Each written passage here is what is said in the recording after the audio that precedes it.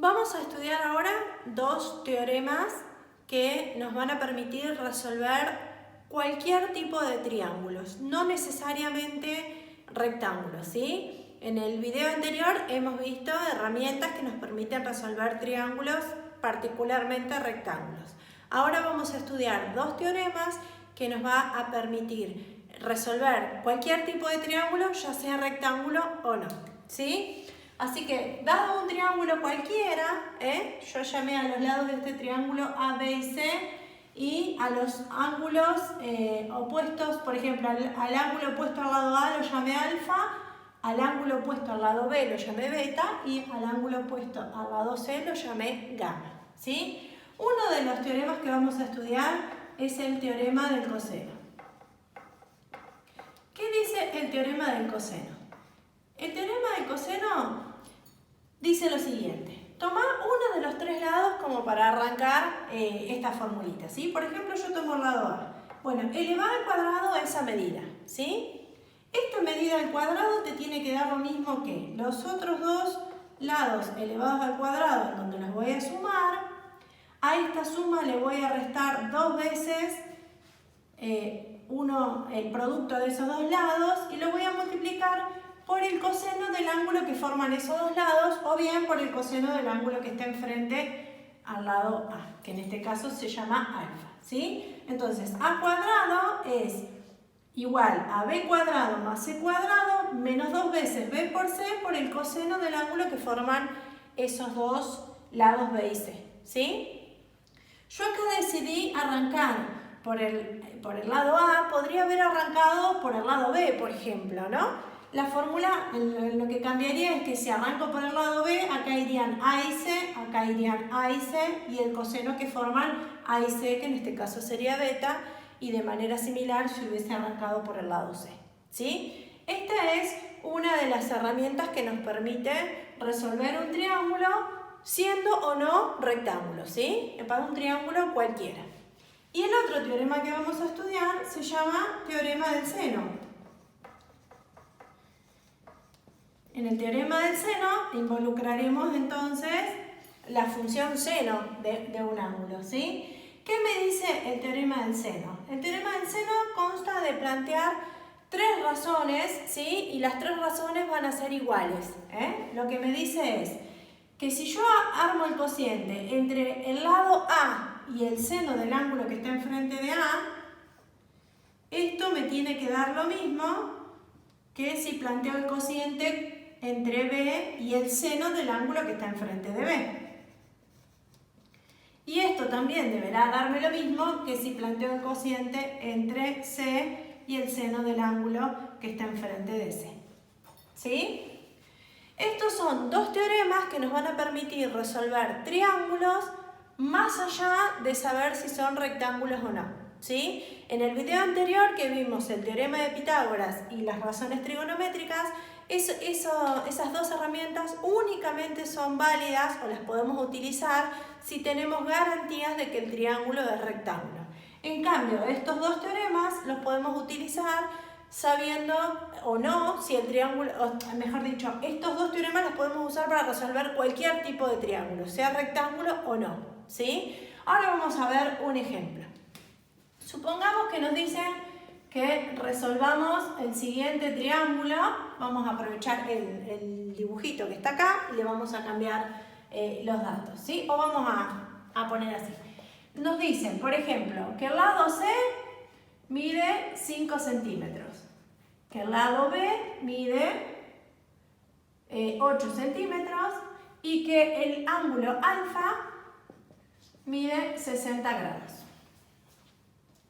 Entonces digo, bueno, para resolver este triángulo necesito averiguar el resto de los ángulos interiores, que sabemos que la suma de los tres ángulos interiores de un triángulo suman 180, tengo uno solo, no lo voy a poder averiguar, y vamos a necesitar conocer el resto de los lados, ¿sí? Que en este caso, como tengo B y C, me faltaría averiguar A. Entonces digo, bueno, voy a empezar por el tercer lado, por el lado A.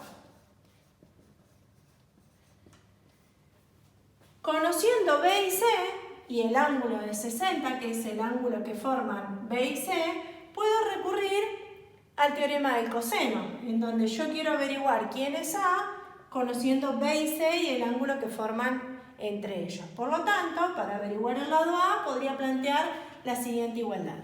A al cuadrado va a ser igual B al cuadrado más C al cuadrado, en este caso sería 8 cuadrado más 5 al cuadrado, menos 2 veces 8 por 5 por el coseno de 60 grados.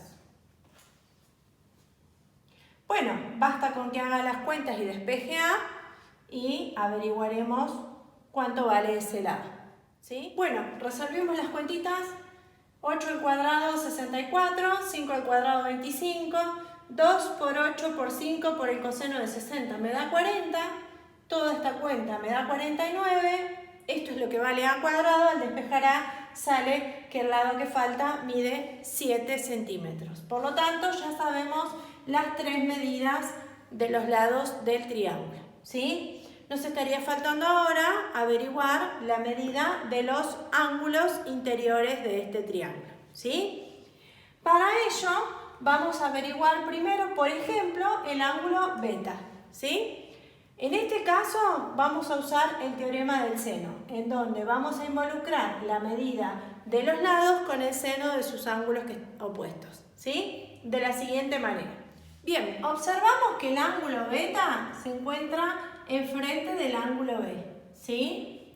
Y el ángulo alfa se encuentra enfrente del lado A.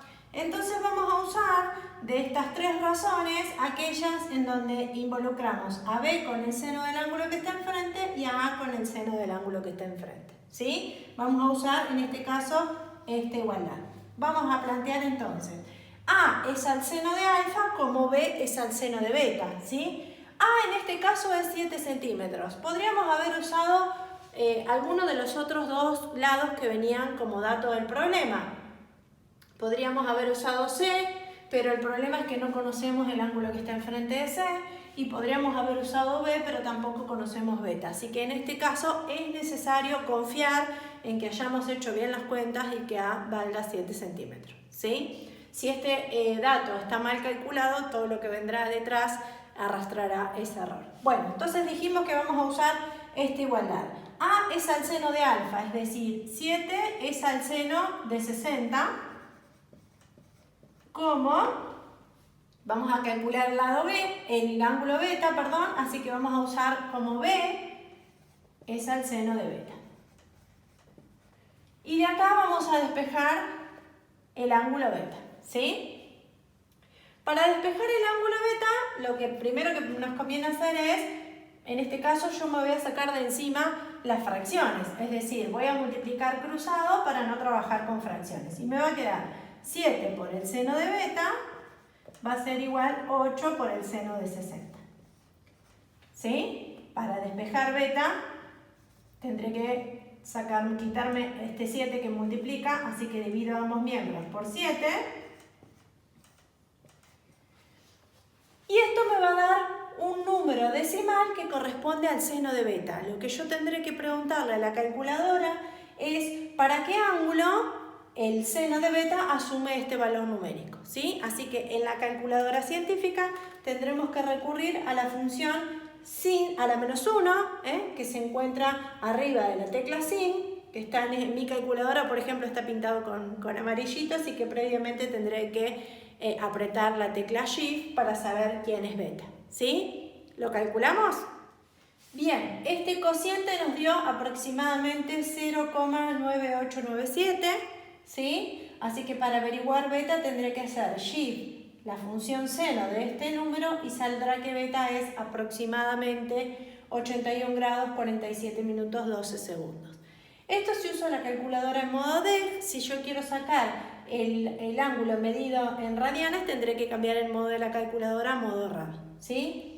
Así como planteamos esta igualdad entre A, el seno del ángulo alfa, y B, y el seno del ángulo beta, del mismo modo, de manera análoga, elegiremos la razón trigonométrica para averiguar cuánto mide el ángulo gamma, ¿sí? Que en este caso podemos tomar estas dos, o alfa, A con el seno de alfa y C con el seno de gamma, ¿sí? Así que se los dejo para que lo completen. Espero que les haya resultado de utilidad y nos vemos en el próximo video.